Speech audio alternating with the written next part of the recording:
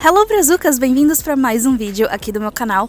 No vídeo de hoje a gente vai visitar o Nottingham Castle, um castelo que tem uma extrema importância histórica. Se vocês não sabem, esse não é o castelo original. O castelo original foi destruído há muito tempo. Hoje em dia é um palácio de duques. Mas assim, para vocês terem noção da importância histórica desse lugar, é que a Guerra Civil Britânica foi basicamente planejada nas cavernas embaixo do palácio.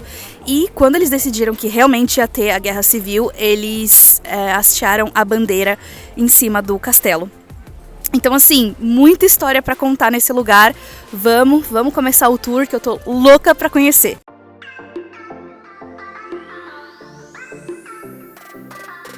Outra coisa muito interessante que eu queria falar é que o castelo fica no centro da cidade. Ou seja, daqui dá pra ver a cidade, ó. Pra lá também. Tá vendo? Isso tudo é prédio, as pessoas moram ali. Muito da hora, né? Essa estátua é de um piloto chamado Albert Ball. Ele foi descrito pelo Barão Vermelho como o melhor piloto que ele já viu. E ele recebeu um título honorário chamado Freedom of the City, que hoje em dia tem mais um valor assim, figurativo do que qualquer coisa. Mas bem interessante, ele faleceu muito jovem, parece que ele faleceu com 20 anos. E aqui no Castelo de Nottingham tem uma estátua em homenagem a ele.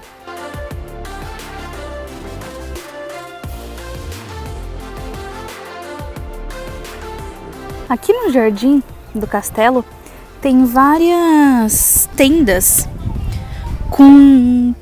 como eu posso dizer? Com coisas, digamos assim, da época medieval. Então aqui, ó, tem essa moça com os caldeirões. E é daqui que tá vindo esse cheiro.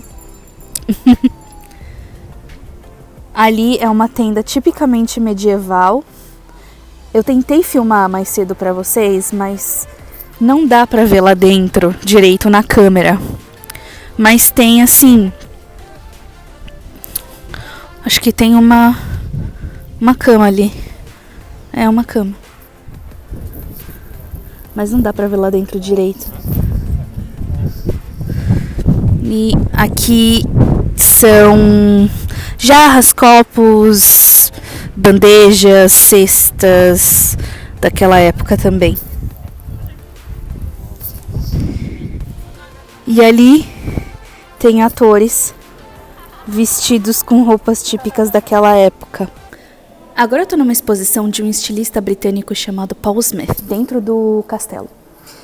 E é muito interessante a história dele, porque ele saiu da escola com 15 anos, o sonho dele era competir com bicicleta, eu não sei como chama. Ele queria ser ciclista, basicamente, competir e tal. Só que ele sofreu um acidente com 17 anos e ele teve que parar de competir.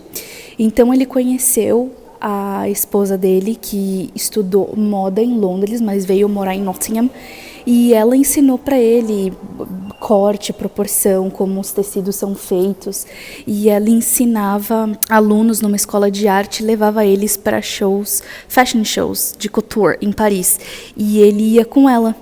E aí eles dois ficaram juntos e ela super incentivou ele a criar a própria marca e criar a marca Paul Smith.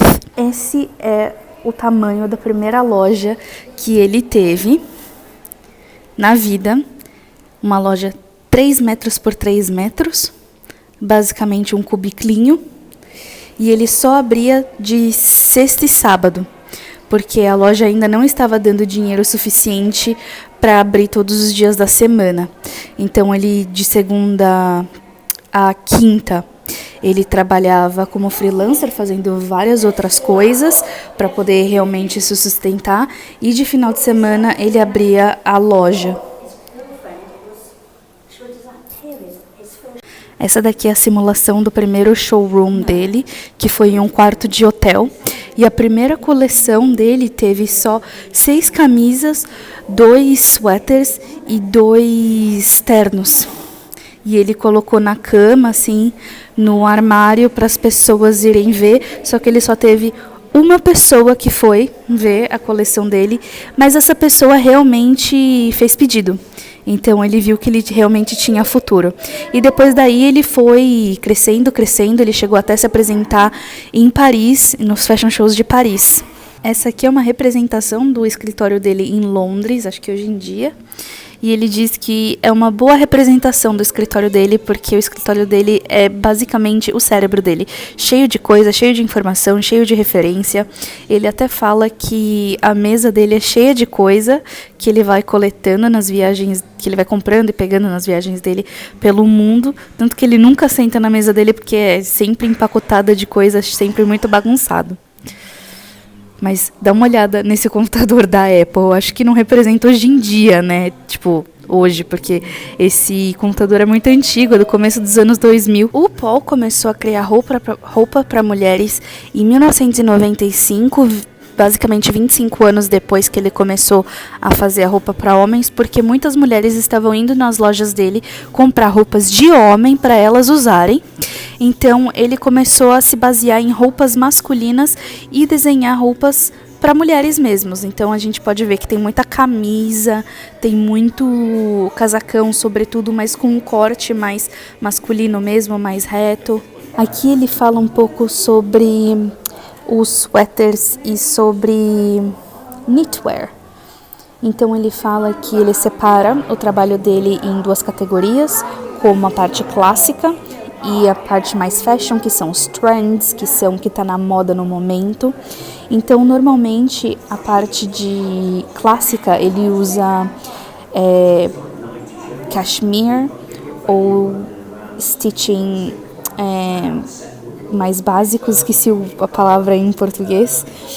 E na parte mais fashionista, por exemplo, ele até usa um exemplo aqui, ó, as calçadas do Rio, sabe, do Rio de Janeiro, de Ipanema, sabe, aqueles formatos, ele usa como uma forma abstrata para colocar nos suéteres dele, sabe, uma forma.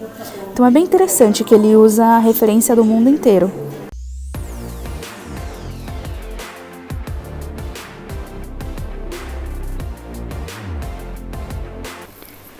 Aqui eles também têm expostos essas, como eu posso chamar, essas jarras de vinho e água do Egito Antigo.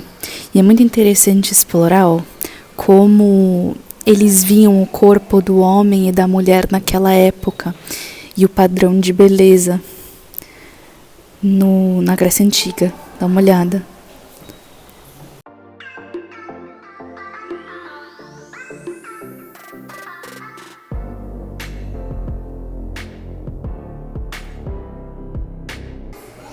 Então, olha que interessante. Nottingham é o centro de produção de renda.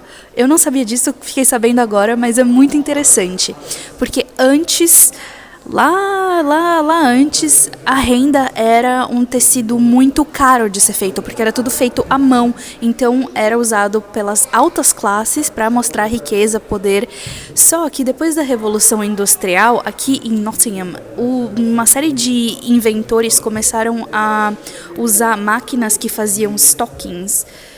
Não sei como fala isso em português, vou deixar a tradução aqui na tela. Para fazer renda.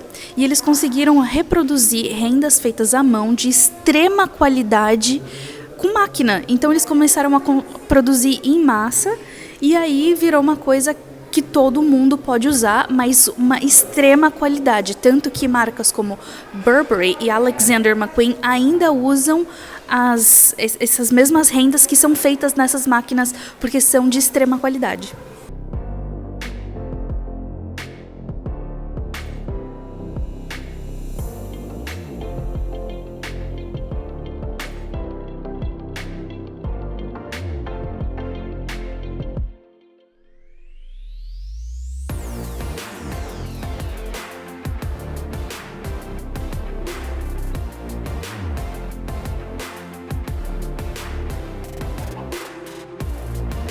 Curiosidade, em 1910, estima-se que entre 60 mil e 100 mil pessoas estavam trabalhando na indústria de renda de Nottingham.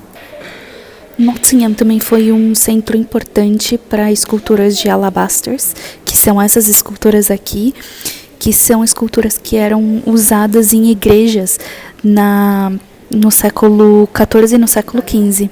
Então eles transportavam as pedras de Derby para cá e era feito assim as esculturas. Ó, eles começavam ali, ó, desenhando, aí eles começavam a esculpir assim. E o resultado final era assim, e eles colocavam nas igrejas.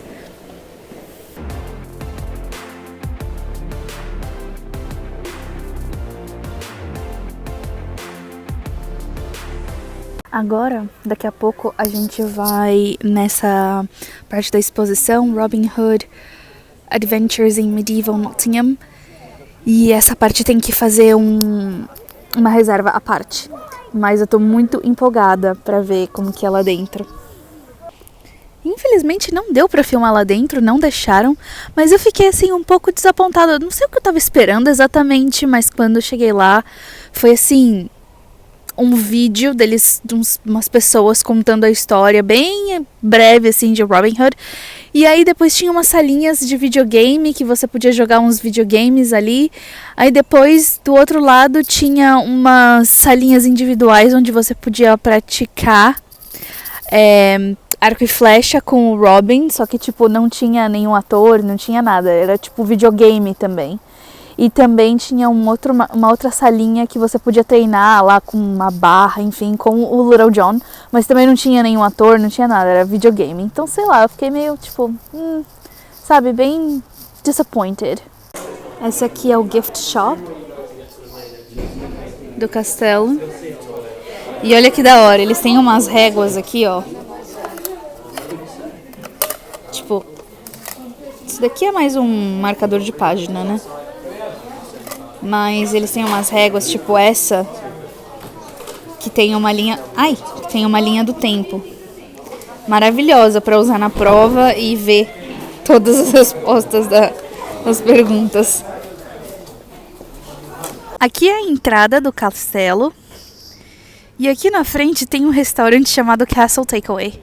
Como a gente nem tomou café, a gente decidiu almoçar aqui hoje.